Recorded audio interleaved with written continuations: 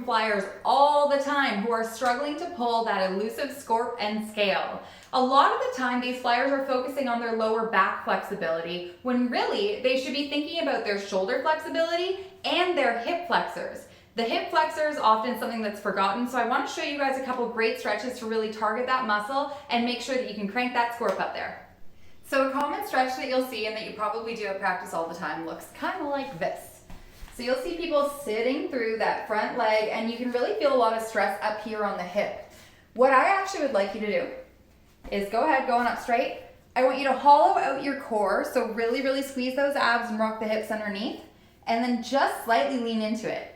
Now I'm very flexible and I can feel this all the way across the front of my hip. It's not about sinking into the hip, it's about rolling the hips under and really feeling the stretch through the front of your leg.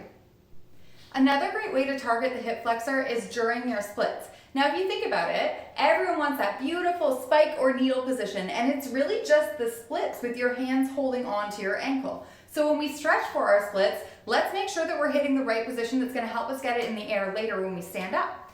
So when you split, I want you to think about your hips facing the wall.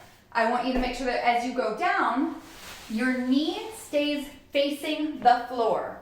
The biggest error I see is that athletes will often turn their knee out like this, which is actually going to make us want to tip off the back of our stunt in real life. So knee down, shoelaces to the floor, nice and tall. If you can only get to here, that's completely fine. Just make sure that knee stays down and slowly work your way down over time.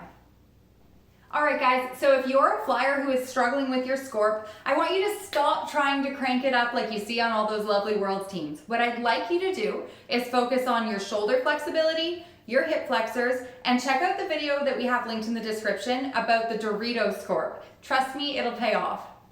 If you found this video helpful, I'd love to work with you live at our free online flyer Zoom class. Head to flightschoolatHome.com for all the info.